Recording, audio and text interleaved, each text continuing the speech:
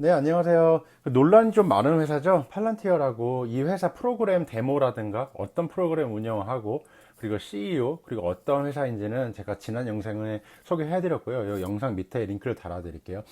7월 초에 S1 그 IPO 하기 위해서 꼭 제출해야 되는 서류예요. 뭐 회사에 대한 모든 게 다 적혀 있어요. 뭐 파이낸셜, 뭐 재무라든가 뭐 회사의 뭐 위협, 뭐 리스크, 뭐 회사가 뭐 하는지 모든 게 다 있는 자료인데 이게 최근 지난주에 살짝 유출이 되었어요. 그래서 이 팔란티어 같은 경우는 S1을 컨피던셜 서밋 했어요. 그래서 이거는 뭐 이런 펀드라든가 이런 기업 투자자들, 기관 투자자들, 그리고 이제 기존 주주들한테만 공개됐어요. 우리 같은 일반 대중들한테는 공개가 안 되었죠. 그래서 뭐 전에 쉐어홀더라고 하는 사람이 지금 쉐어홀더라는 사람이 이거 서류를 받았겠죠. 이거를 뭐 스크린샷으로 뭐 누구한테 보냈나 봐요. 근데 이게 사실이든 아니든 보통 이렇게 아니땐 굴뚝에는 연기가 안 나죠. 그래서 거의 이 유출된 자료를 보면은 이거는 거의 사실인 것 같고요. 그래서 한번 분석을 해볼게요. 네. 그 언론 기사에서 스크린샷 해온 거고요. 일단 기본적으로 매출이 뭐 25% 올랐어요. 근데 많이 올랐네 라고 생각을 할 수 있는데 이게 다른 데이터 분석 회사나 사스 회사들 성장성과 좀 비교해 보면은 사스 클라우드요. 성장이 빠른 건가 하는 생각이 좀 들어요. 이 회사가 왜냐면 스타트업이 아니에요. 그래서 뭐 2003년에 설립되어 가지고 지금 이제 17년 운영됐죠. 그래서 매출이 지금 뭐 0.7 빌리언 거의 뭐 70억 달러 정도 되는 거죠. 그리고 얼마 전에 월스트리트저널 인터뷰에서도 2020년 올해 1 빌리언 10억 달러 할 거라고 기대를 한다고 그 CEO가 얘기를 했어요. 네, 그래서 2019년도 이제 요 매출을 보면은 742 밀리언인데요. 전년 대비 25% 증가했어요. 그리고 올해 뭐 코비드 19 그리고 뭐 이민국 논란이 많았죠. 이민국 관련해 프로그램 제공해서요. 그리고 또 뭐 US 코스트가드 그 연안 경비대 얘네들이 계약을 고려해 보면은 요번 달에는 올해는 1 빌리언 10억 달러 할 것 같아요. 근데 이게 왜 중요하냐면요. 이게 브레이크 이븐 포인트예요. 그래서 이 브레이크 이븐 매출이고 이 1 빌리언이 돼야 이제서 회사가 수익을 이제 만들어 갈 수 있다라는 뜻이기도 합니다. 네, 또 순손실 한번 볼게요.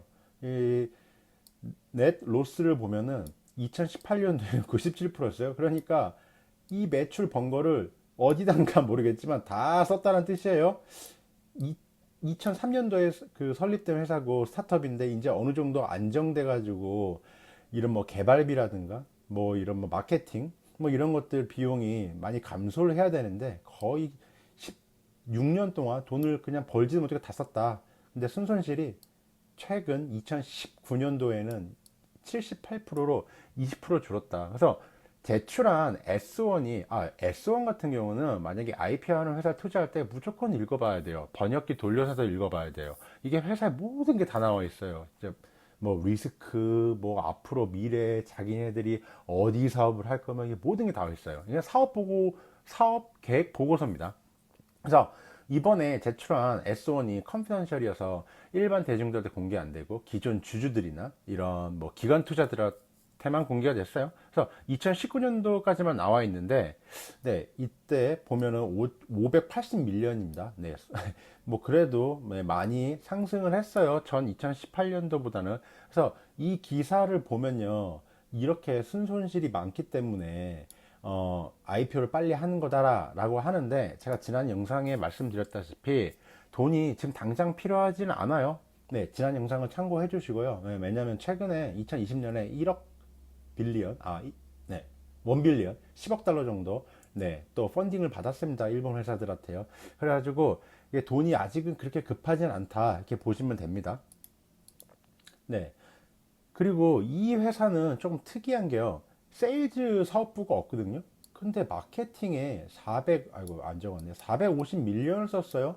그럼 이게 이 회사가 광고나 영업 활동을 안 하고요. 프론트엔드 엔지니어들이 직접 그 개발자들이 고객이 필요한 것을 바로 설명하고 고객이 원하는 그런 커스터마이제이션을 바로 적용하고 프로그램 사용을 설명을 해줘요. 그래서 그렇게 유지를 하는 거예요. 그렇게 보면 돼요. 근데 이게 마케팅이 비용이 상당히 높다라고 볼 수 있습니다. 그래서 2020년 이제 6개월 매출을 보면은 481밀리언이 나왔어요. 그래서 전 2019년도 초반 1월부터 6월까지 비교를 해보면 49%가 올렸어요. 그리고 영업 비용도 상당히 많이 좀 뭐 감소된 거는 좋은 점으로 볼 수 있다. 왜냐면 이때 영업 비용이 뭐 429밀리언이었다가 이 당시에 뭐 늘었지만 매출 대비 전에는 157%였는데 이제 매출 대비 107%입니다. 그래가지고 이게 17년간 이제 사업을 한 회사거든요. 특히 이 사스 클라우드 쪽 이런 뭐 데이터 분석 회사치고는 매출 성장이 상당히 느리고요. 이런 비용 지출이 좀 많이 커 보인다. 근데 뭐 매출 총이익을 보면은 2018년도 대비 작년 2019년도에 늘었어요. 이건 제가 계산해 본 거예요. 추정한 거에 430밀리언이요. 근데 16% 늘었어요. 이게 과연 높은가? 다른 동종업계 이런 다른 회사들 대비해 보면은 좀 매출 총이익이 많이 높지 않다. 예, 이런 거를 보면은 이 프로그램이 그 사용하기 그렇게 쉽지 않은 뭐 이렇게 거라 보면 돼요. 그렇게 볼 수도 있어요. 그래서 1편이나 2편의 프로그램 그 설명 제가 해드린 거 참고하시면 될 것 같고요. 그리고 또 다르게 보면은 줌이나 슬랙처럼 고객들이 딱 다운받아서 바로 쓸 수 있는 프로그램은 아니다. 이렇게 볼 수 있습니다. 그래서 제 전 영상에 보면은 프로그램 데모가 있으니까 그거 확인해 보시면 될 것 같고요. 네.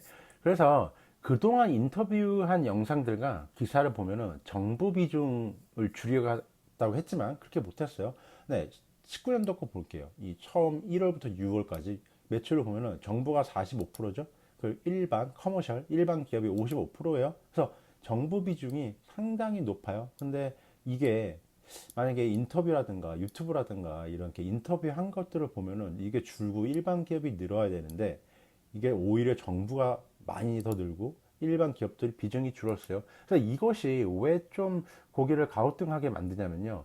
과연 다른 데이터 분석 기업들 대비 경쟁력이 있나? 만약 경쟁력이 있고 사용하기 편하고 좋으면은 일반 기업들은 자본주의에 있는 이런 사기업들은 무조건 갖다 쓰거든요. 근데 늘긴 늘었어요. 근데 그 비중이 조금 좀 위험해 보인다. 이렇게 볼 수 있습니다. 네, 그래서 지금까지 그 제가 소개해드린 것이랑 그 기사를 좀 종합해 보면은 매출 성장이 다른 회사 대비 그렇게 높지 않아요. 네, 2018년도, 19년도 25%밖에 안 올랐어요.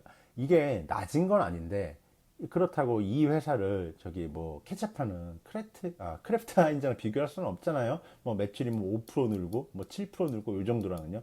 25%가 낮은 건 아닌데 좀 이렇게 성장성이 그렇게 높진 않다. 매출 성장성이요. 그리고 2018년도랑 19년도에 마케팅 비용이 매출 대비 거의 비슷한 수준이에요. 거의 뭐 많이 쓰고 있어요. 그래서 이게 신규 고객을 또 많이 늘어나면 좋은데 이 기존 고객들로부터 매출 증가가 발생하고 있어요. 그래서 매출 증가 대부분이 한 90, 여기 91%인데 91%가 기존 고객들로부터 내가 전에 10원 내고 썼으면 야 올해는 내가 15원 내고 쓸게 이렇게 지금 많이 늘어났고요. 나머지 이제 그 9%는 신규 고객인데 이것도 정보 비중이 많이 높다. 그래서 신규 고객이 왜 안 생길까 이렇게 생각해보면 과연 경쟁력은 있는 것인가 하는 생각이 좀 들긴 해요. 그리고 신규 고객을 늘리려면은 지금 안 그래도 얘네들이 세일즈랑 마케팅 부서가 없고 그 프론트 엔드 엔지니어들이 이렇게 영업 뭐 비슷한 걸 하는데 이게 신규 고객을 늘리려면 얼마나 또 비용을 지출을 해야 되는 건가 이런 좀 생각은 듭니다. 그리고 순손실이 2019년도에 78%였어요. 자, 이게 스타트업이면은 되게 좋은 수치예요. 괜찮아요. 왜냐면 근데 이 회사 몇 년 됐다 그랬죠? 2003년도에 설립됐어요. 17년 동안 순손실을 아직 막지 못했다. 지금 아직도 수익을 내기 힘들어 보인다. 이런 걸 봤을 때 프로그램이 경쟁력이 있나? 이런 생각이 또 듭니다. 그리고 또 매출 총이익이 아까 16%였죠. 이게 매출에서 이게 그로스 프로핏인데 매출에서 뭐 원가 같은 걸 뺀 거예요. 이 프로그램 같은 거 원가가 얼마나 높겠어요. 개발비죠 다. 근데 이게 16%밖에 안 된다는 거는 뭔가 고객사가 프로그램을 이렇게 배달해 가지고 썼어요. 근데 이게 뭔가 유지 혹은 보수 혹은 이렇게 뭐 커스터마이제이션 해주는데 뭔가 인력 소비가 많이 된다고 추정해 볼 수 있습니다. 그래서 17년간 개발만 하는 건가? 이런 생각이 좀 들긴 합니다. 그리고 지난 영상 두 개에서 설명드린 그 플래그십 그 프로그램 두 개가 제대로 작동하는 건가? 이런 생각 들어요. 프로그램을 보면은 굉장히 막 뭐 그 쉬워 보이지 않아요. 유저 그 인터페이스라든가 UI라든가 이런 게. 그리고 2019년도 매출을 보면은 정부가 53.5%였어요. 그리고 일반 기업이 46.5%예요. 그래서 정부 비중이 더 증가했어요. 그래서 매출이 정부에 집중돼서 조금 불안한 구조예요. 고객은 항상 다양하고 이 월가에서 월스트리트에서 가장 좋아하는 게 서브스크립션이에요. 마이크로소프트가 그 오피스 그거를 서브스크립션을 하고 되게 월가의 사랑을 받았죠. 왜냐하면 그게 꾸준히 현금 흐름을 창출할 수 있기 때문이에요. 근데 이렇게 정부 비중이 높다는 거는 정치하고도 관련이 연관이 많이 되거든요. 만약에 뭐 트럼프를 되게 옹호하는 CEO죠. 그 피터 같은 경우요. 근데 만약에 이게 반대로 가게 되면은 네, 조금 힘들지 않겠어요? 뭐 이런 생각을 하고 있습니다. 네. 그래도 재밌는 게 2020년 6월 기준으로 125개의 고객사가 그리고 2019년 11월 기준으로 각 고객들의 평균 매출이 5.6 밀리언이에요.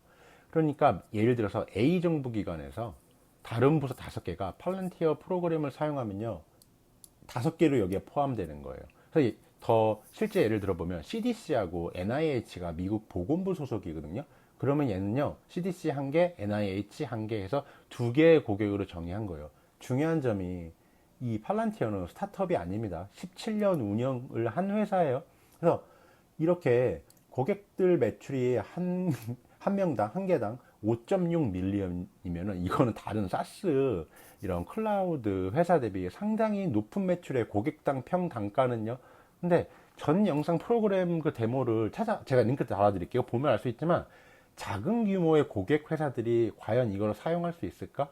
쉽게 또 사용하기는 또 어려워 보이니까 어떻게 보면 당연한 것 같아요. 그리고 상위 3개 고객들 매출 비중이 28%입니다. 그리고 상위 20개로 늘리면은 67%예요. 그러니까 이 125개의 고객 중에서 이 20개가 거의 뭐 70%를 차지하는 겁니다. 네, 70% 매출 차지하니까 이게 엄청난 거예요. 그래서 이 상위 세계 고객들 매출 비중이 69밀리언이에요. 아까 제가 매출이 얘네가 700밀리언 정도 나왔다고 했잖아요. 그러니까 전체 매출의 거의 뭐 한 개가 10%를 차지하는 거예요. 그래서 상당히 매출 다각화가 안 돼 있다. 그래서 이 정도 규모 회사, 지금 뭐 17년 운영을 한 이런 규모의 회사에게 세계 고객사 매출 비중이 약 거의 뭐 30%를 차지하는 거는 이게 별로 좋은 사인은 아닙니다. 2019년도 매출이 뭐 742밀리언 했죠. 그래서 보면은 3년 전에 펀딩을 보면 회사 가치가 20빌리언이었어요. 그 기사를 보면요. 펀딩 그걸 역계산해 보면요. 근데 좀 이상한 게 최근에 2020년에 그 일본의 2개 회사한테 또 펀딩을 받았어요. 근데 그때는 회사 가치가 8빌리언을 됐어요. 이게 뭔가 이렇게 왔다 갔다 왜 하는 거죠? 네. 아무래도 수익을 못 내고 이러니까 좀 들쭉날쭉 한다 봅니다. 그래서 지금까지 거의 뭐 3빌리언, 거의 뭐 30억 달러 벤처 캐피탈 펀딩을 했는데 이걸 해가지고 뭘 했냐? 네. 742밀리언의 매출을 만들었습니다. 아직 수익은 못 내고 있어요. 17년간이요. 그래서 얘네가 만약 12빌리언의 IPO하고 소문대로 하면 12빌리언에 지금 하려고 하고 있어요. 그래서 매출이 올해는 1빌리언이 나올 것 같습니다. 이렇게 1빌리언이라고 가정을 하게 되면은 뭐 매출 멀티플이 12배예요. 그래서 스타트업으로는 비싼 건 아니에요. 되게 평범한 수준이에요. 근데 17년 된 회사한테 적당한 멀티플일까? 이런 생각은 들고 있습니다. 그래서 이거 투자를 고려하시는 분들은 S1이 이제 공개가 되면 한번 읽어보시고 이 회사에 대해서 조금 리서치를 더 해봐야 될 필요가 있지 않나 생각을 합니다. 네. 그래서 얘네들이 정부 비중이 아까 말씀드렸다시피 거의 뭐 절반은 넘어가고 또 재밌는 게 얘네 그 S1 유출된 그 서류 그걸 보면 물론 드래프트이긴 합니다. 초안이에요. 수정될 수는 있어요. 150개국에 지금 자기 프로그램을 사용되고 있대요. 그런데 얘네 아까 고객사가 몇 개였죠? 125개예요.